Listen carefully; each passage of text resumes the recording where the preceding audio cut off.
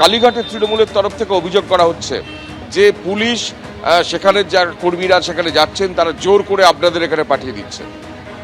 তো জোর করে পাঠালে তো দেখতেন মঞ্চে হাজার হাজার আমাদের কর্মী সমর্থক থাকতেন। তাদের যেহেতু লোক হবে না তারা জেনে গেছে, তারা মিথ্যা ভাঁওতা অপপ্রচার চালাচ্ছে। আমাদের মঞ্চে আমরা লোককে ডেকেছি 11টার পরে। আপনারা 11টার পরে দেখবেন এখানে হাজার হাজার তৃণমূলের কর্মী সমর্থক মাথার মাথা।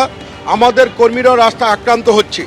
বিজেপি আমাদের কৃষ্ণনগরে 4-5টা বাস ভেঙেছে, ভাতারে আমাদের 7-8টা বাস আটকে রেখেছে, বসিরহাটে আমাদের মানুষকে বেরোতে দিচ্ছে না।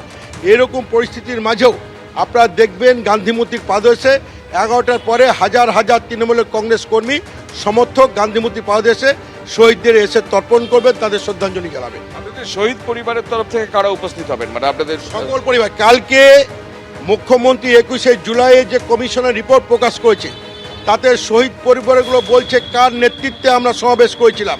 তারা প্রশ্ন তুলছে নেত্রীর দিকে, যে নেত্রীর ডাকে 21শে জুলাই সংগঠিত হয়েছিল এবং তৎকালীন স্বরাষ্ট্র সচিব আজকে কমিশনের রিপোর্টে কিছুটা প্রকাশিত হচ্ছে যে তার উদ্যোগে এবং তার নেতৃত্বে গুলি চলেছিল। অথচ নেত্রী তাকে 11 সালে তাকে তার দলের টিকিট দিয়ে তার ক্যাবিনেটে মুখ উজ্জ্বল করেছেন এবং তাকে পরবর্তীকালে রাজ্যসভায় স্থান দিয়েছেন।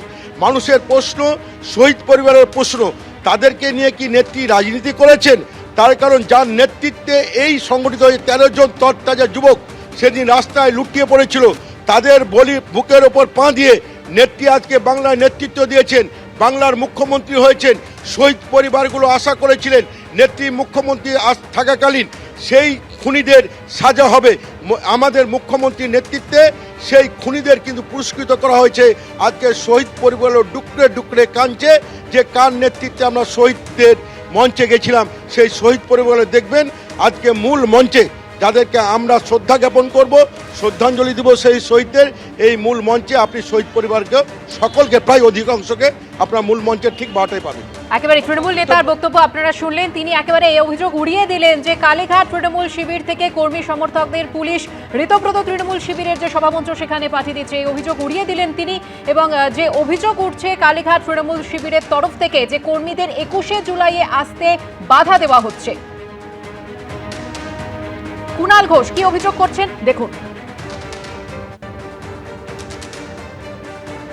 4-5 থেকে যে খবর আসছে কাল রাত্রির থেকে, যে বিভিন্ন জেলা থেকে আমাদের সমর্থক কর্মী সংগঠন যারা জেলা থেকে সব রওনা হয়েছিলেন, বিভিন্নভাবে তাদের বাধা দেওয়া হচ্ছে। কোথায় গাড়ি ভাঙচুরের অভিযোগ আসছে, কোথায় রাস্তায় আটকে রেখে দিয়েছে অভিযোগ আসছে, তার মধ্যেও কর্মীরা আসছেন। তো মমতা বন্দ্যোপাধ্যায় তৃণমূল নাকি পরাজিত, তৃণমূল নাকি ওই, তৃণমূল নাকি এই, হয়তো সেই মমতা ব্যানার্জিকে একটা সভা করতে দিতে গোটা রাষ্ট্রশক্তি নেমে গেছে। কয়েকজন এদিকে আসতে গিয়ে রাস্তা চিনতে পারেননি, তারা এসে সব বললেন যে পুলিশ ওদেরকে ঘুরিয়ে ওই দিকে পাঠিয়ে দিয়েছে। ওরা গিয়ে দেখছেন আবার ওখানে তো ওই বালিশের ছবি টবি, সব দিদির ছবি নেই, তারা আসবেন না। এবার আবার ওখানে তাদের ভুল বোঝানো হচ্ছে যে এখানে থাকুন, এখানে থাকুন, এখানেই মমতা দিয়ে আসবে। তো তারা সেসব শোনেননি, সব এখানে চলে এসছেন। এই গদ্দার বেঈমানরা বিজেপির বি টিম, মানুষের আবেগ, কর্মীদের আবেগ, সেটা মমতা বন্দ্যোপাধ্যায়ের সঙ্গে, সেই জন্য এখানে পুলিশকে দিয়ে হুমকি দিয়ে নির্দেশ দিয়ে ওখানে কিছু লোক নিয়ে যাওয়ার চেষ্টা করছে। এখন তো শোনা গেছে যে বিজেপির কাছেও লোক চেয়েছে। 2 মাস 2.5 মাস আগে তৃণমূলের প্রতীকে মমতাদির দয়ায় ভোটে জিতেছে, অনেকে বাঁচতে আর অনেকে ভয়। তারা এখন ওই দিকে গেছেন, কর্মীরা ওদের সঙ্গে নেই, কর্মীরা সব চলে আসছেন, কর্মীরা সব দিকে দিকে এদিকে চলে আসছেন, ওখানে বসে আমাদের ফোন করছে। এবিপি আনন্দ, এগিয়ে থাকে, এগিয়ে রাখে।